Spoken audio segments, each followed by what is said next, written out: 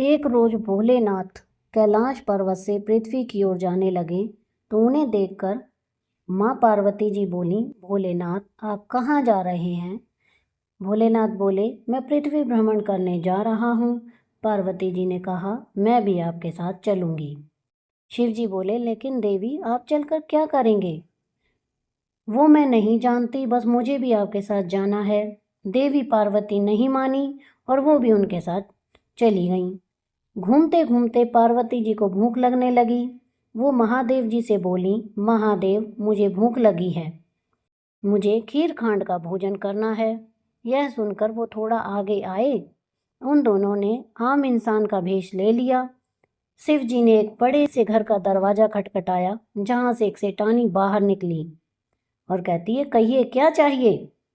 तो शिवजी और पार्वती जी ने कहा कि हमें खीर कांड का भोजन करना है, खीर कांड का भोजन करना है, तो अपने घर जाकर खाओ।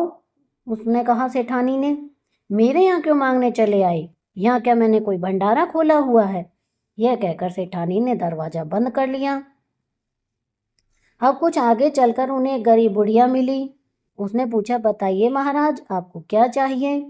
तो शिव और पार्वती जी बोले कि हमें खीर और खांड का भोजन करना है। तो वो बुढ़िया बोली, अच्छा आप भीतर आइए और बैठ जाइए। बुढ़िया उन्हें अपनी झोपड़ी में बिठाकर रसोई में गई, लेकिन रसोई में अन्न का एक दाना भी नहीं था। वो बुढ़िया माई कहीं जाने लगी। तब शिवजी बोले, बुढ़िया माई आप कहाँ जा रही हैं? तो बुढ़िया बोली, मैं दूध चावल और खंड लेने जा रही हूँ। शिवजी बोले, उसकी ज़रूरत नहीं है, आप अपनी रसोई में देखिए, वहाँ सब है। तो बुढ़िया ने कहा, नहीं मैं अभी रसोई से आई हूँ, वहाँ कुछ भी नहीं है। माँ पार्वती जी बोली, इनके कहने पर आप एक बार जाइए तो सही। तो बुढ़िया माई वापस से रसोई में गई, जहाँ सब सामान था। यह सब देखकर बुढ़िया माई हैरान रह गई।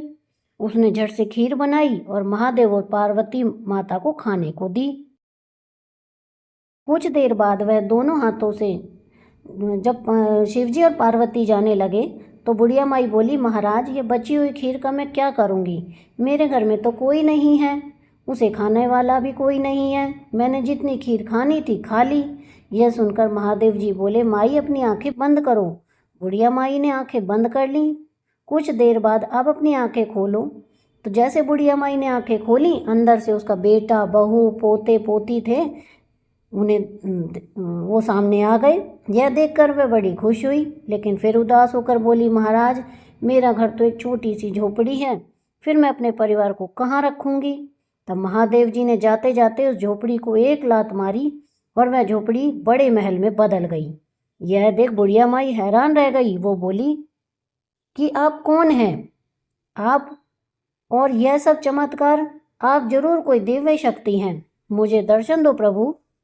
माता तभी वो दोनों अपने असली रूप शिव और पार्वती के रूप में आ गए। यह देख बुढ़िया माई बहुत खुश हुई। इसके बाद वो आगे की ओर चले गए। अब बची हुई खीर उसने अपने पड़ोस में रहने वाली जो सेठानी थी उसे शिव और पार्वती का प्रसाद समझकर सब में बांटने लगी। जब वो सेठानी के घर पहुंची तो उसका घर झोपड़ी बन चुका था। तो उसने उस बुढ़िया से पूछा, तेरे घर ये खीर कहाँ से आई? तेरे तो खुद के ही खाने के लाले पड़े थे। मेरे यहाँ, बुढ़िया बोली, मेरे यहाँ पार्वती माता और शिव जी आए थे, उन्होंने ही मुझे यह सब दिया है। और तेरा घर इतना बड़ा महल कैसे बन गया? सेठानी बोली। तब बुढ़िया ने बताया, यह सब तो महादेव जी और माता पार्वती जी के आशीर्वाद से हुआ है। यह सुन सेठानी दौड़ी दौड़ी उस ओर गई जहाँ महादेव और पार्वती जी जा रहे थे। उसने उनको रोककर पूछा, महादेव मेरा धन आपने उनको क्यों दे दिया? तब महादेव जी बोले, मैंने तो उठाया ना दिया, उसने हाँ की इसलिए उसको दिया, और तूने तो ना कर दी इसलिए तेरा ले लिया। महादेव जी बोले, जा काम कर, तेरा काम रुकेगा नहीं, तेरा धन तेरा जुड़ेगा नहीं। यह कहकर महादेव जी वहाँ से चले गए। और सेठानी अब दिन रात मजदूरी करती रहती है, लेकिन फिर भी उसकी कमाई कहीं ना कहीं ख़त्म हो जाती है। उधर बुढ़िया माई, जिसके पास आज तक कुछ नहीं था, वो अपनी नेकी के कारण अब काफ़ी अमीर हो गई है और उसके पास उसका भरा पूरा परिवार भी है, जिसके साथ वह खुशी खुशी रहने लगी। तो यहाँ पर हमारी ये वीडियो समाप्त होती है। आपको मेरी ये कहानी कैसी लगी मुझे कमेंट करके ज़रूर बताएं। वीडियो को लाइक करें, शेयर करें और चैनल को सब्सक्राइब करना ना भूलें। धन्यवाद।